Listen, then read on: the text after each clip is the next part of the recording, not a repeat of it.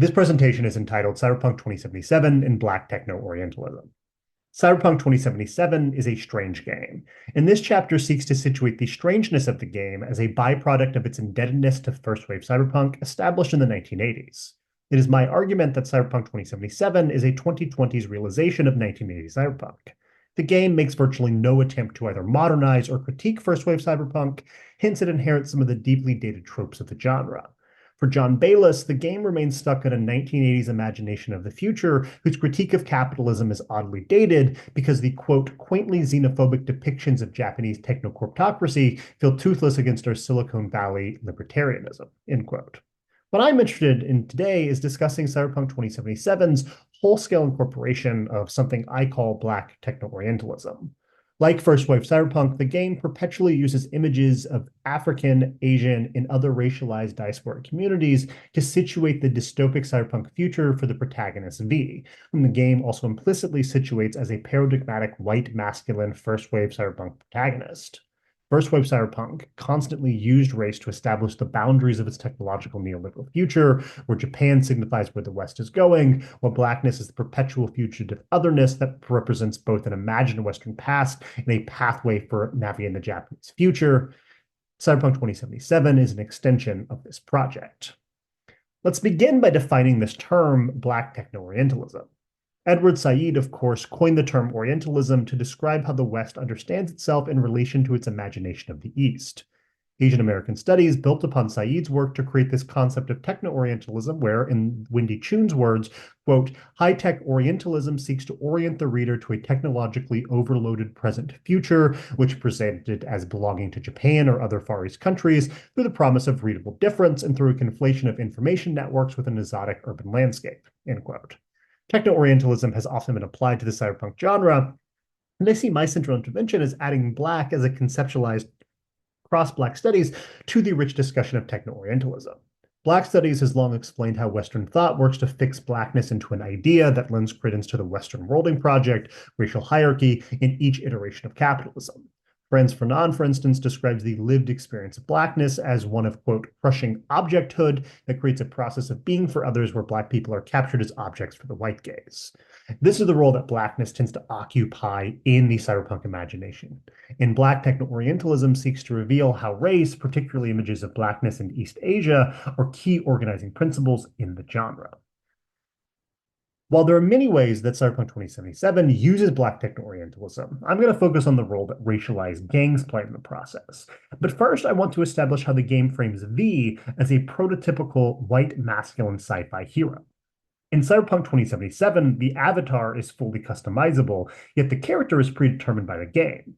The player character is named V, a pseudonym for Vincent or Valerie, depending on the player's chosen gender for their character, and V is a mercenary in Night City and a 1980s-style console cowboy who must learn to navigate the hyper-Japanese neoliberal corpo apocalypse. Cyberpunk 2077 follows the AAA industry trends of contemporary open-world light RPGs because it features numerous customization options that allow the players to change the appearance and clothing of their character. Yet these are largely cosmetic differences that have little to no impact on the overarching plot and larger gamic architecture. This is especially apparent with the character customization. In the game's marketing material, it was repeatedly iterated that you can be anyone you want to be with the game's robust customization options, especially the must-discussed options to customize V's genitals and pubic hair. Yet, while the game allows for a variety of customization options, it also implicitly suggests that the canonical, i.e. correct V, is white and preferably male. The white canonicity of V is established by V's voice performance in the game's paratextual materials.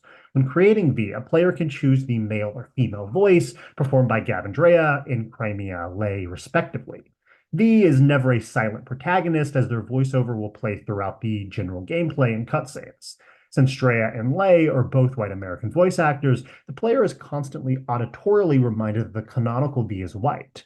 The marketing material for the game was likewise equally important for establishing the canonical V as a white masculine man, befitting the average video game protagonist.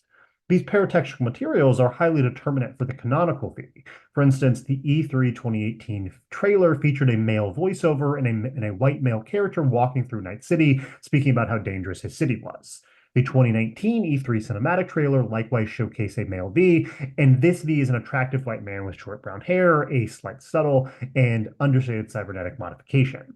The same character model is used in all the pre-release gameplay footage of the game. YouTube channels and its index of the box and is included on the box art for the digital and physical editions of the game as well. This paratextual material undermines the player creation and implies that the true V is the character depicted on the box art in all the initial marketing materials, thus creating a hierarchy of preferred player subjectivity. The white man is the game paratextual materials is the true and the most preferred V. The white female V is a lesser imitation, but still a suitable alternative. And any avatar that breaks these preferred subjectivities is a different in skin alone, as the game continually frames V as a white and preferably male cyberpunk hero. While Cyberpunk 2077 has numerous instances of Black Techno-Orientalism, let's discuss the multiracial gangs. Nearly every gang in the game is defined by racial or ethnic stereotypes that V will confront through violence, partnership, or both. Of the 10 gangs, 7 are defined by ethnic or racial tropes or stereotypes. And while these gangs are often decidedly multiracial in their composition, these defining traits remain these stereotypes.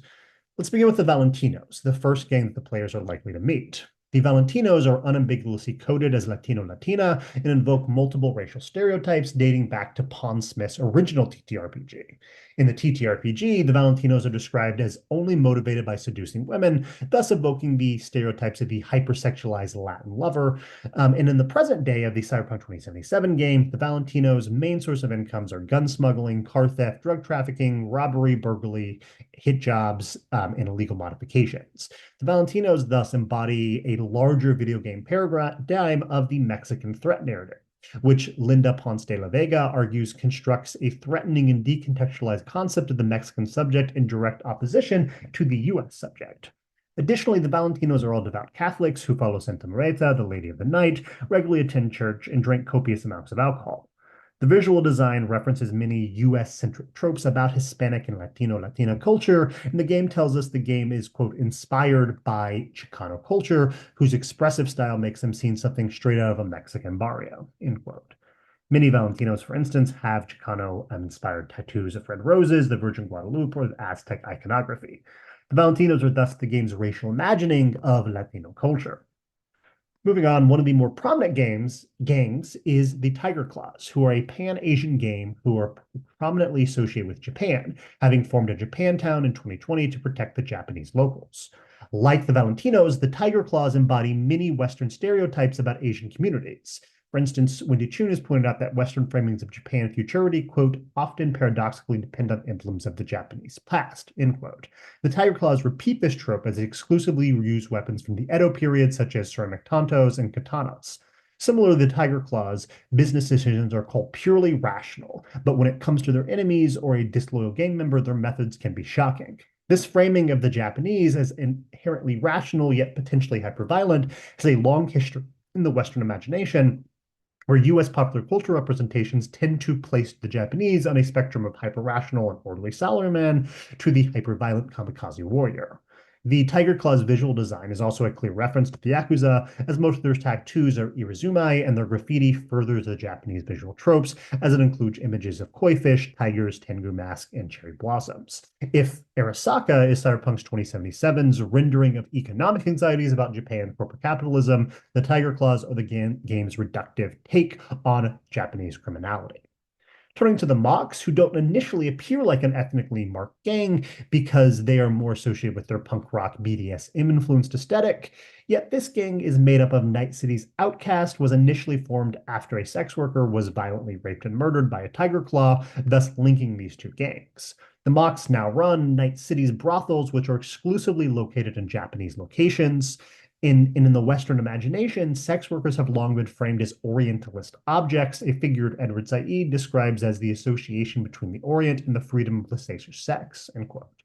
Mark Driscoll has similarly written about how in the late 19th century, European colonialists projected an image of Japan as a land filled with perpetually available femme sex workers, where for only a few pennies, white men of all classes could purchase recreational sex from these sex workers, end quote. The mock's twinning of sex work and their Japaneseness clearly enters this tradition, as the game tells us that corpos with fat cred chips come to Japantown to play hard after a hard day's work with cash liquid tourists right beside them, end quote, and engage with the mocks for sexual pleasure. Further, the mocks have a bit of that kawaii aesthetic, a melding of the pink cuteness and the black punkness. Sion Nagai has noted that kawaii, cute, can also be kawaii, scary, and the mocks aptly embody this distinctly Japanese mixing, aesthetic mixing. And while this racialization is slightly more subtle, the mocks nevertheless are an ethnically marked game, an extension of the game's imagining of Japan. Very briefly, there are two gangs that embody different types of white racialization, the Sixth Street and the Scavengers. The Sixth Street are an American nationalist group whose visual design includes American militia iconography, including Don't Tread on Me snakes, numerous iterations of the American flag, and the bald eagle. Likewise, the Scavengers, which are the largest gang, are explicitly coded as Russian or Soviet, as they speak Russian, listen to Russian music, use Soviet-era technology, and exclusively wear tracksuits. Both the Sixth Street and the Scavengers are racialized as different types of whites, revealing the game's racial taxonomy extends to every type of racial group, so-called racial group. Though not officially a gang, turning to the Nomads, they operate as a de facto gang, consisting of various, quote, road warriors and gypsies who roam the highways, end quote. In Cyberpunk 2077 features different nomad nations with slightly different aesthetic styles. These groups control the Badlands and work together in their respective individual communities, which are subdivided into families. Despite some surface level differences, they are all formed by tropes of ingenuity. For instance, the nomads are highly communal and tribal, and they value their family and follow their own unique code, which places loyalty to the clan above all else. They also show a reverence for the land, participate in ritual harvests, display a deep skepticism of outsiders, and have garnered a reputation of being lawless and wild. Reading the Nomads as Indigenous is bolstered by these many interactions with the Alciados nomad clan, where the co-leader Panam Palmer can be romanced by the male V and is highly involved in one of the game's ending. In the promotional materials for the DLC, the developers even confirmed that Panam is Native American, thus further cementing the ingenuity of the Nomads. Like the other gangs, the Nomads tap into Western cultural imaginations about various ethnic and racial cultural groups and contribute to the racial taxonomy of Cyberpunk 2077's gangs. The final ethnically marked gang is the only one that is racially homogenous, the Voodoo Boys. After climate change wiped Haiti off the map in 2062, there was a massive influx of Haitian immigrants to Night City, and the Haitian refugees were hired to work on a construction project, turning Pacifica into a luxury resort. After that project collapsed, the Haitian refugees remained in Pacifica and were branded the Voodoo Boys. By 2077, they are filled with the oasis of the Haitian diaspora and sing the lullabies of the bygone era. And while these other gangs contribute to the taxonomy of a racialized multiculturalism, the Voodoo Boys re-inscribed 1980s era cyberpunk tropes that framed African diasporic groups as perpetually racialized others who used voodoo practices that were framed as alien. And the Voodoo Boys fit this criteria as they have voodoo-flavored elements like their dreadlocks, their tattoos, bones and skulls, birds, rodents, and charms. Cyberpunk 2077 made a market change from the TTRPG Voodoo Boys as that playing a pivotal role in the techno-spirituality introduced in the game. The Voodoo Boys demand slightly extended attention.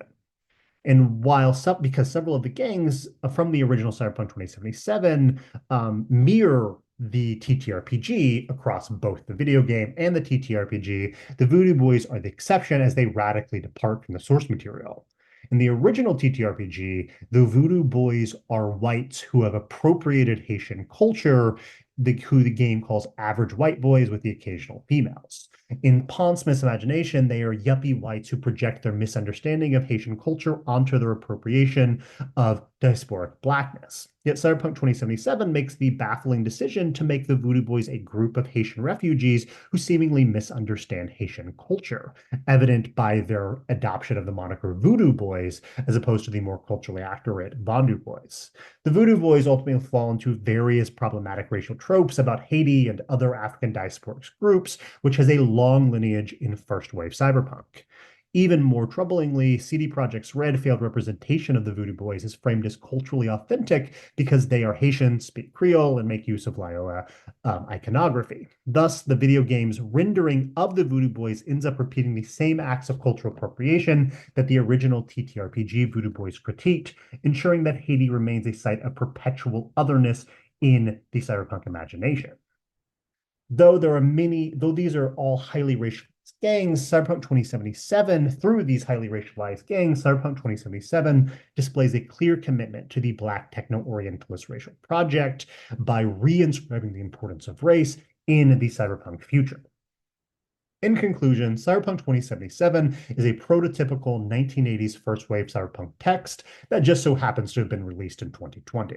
The game relies on a dated conception of Black Techno-Orientalism, where a multicultural Japanese-tinted future is juxtaposed by the player character's canonical masculine white heteronormative whiteness that positions V within the first-wave cyberpunk lineage of the heroic console cowboy traversing multicultural futures. The game also associates characters' color with perpetual criminality and otherness by relying on cyberpunk tropes that associate racial otherness with crime. Finally, as discussed today, Cyberpunk 2077 uses its gangs to further cement the importance of race and of racialization in its allegedly multicultural future. Cyberpunk 2077 thus ensures that the dated and problematic elements of first wave cyberpunk will, in the words of Johnny Silverhand, never fade away. Thank you so much.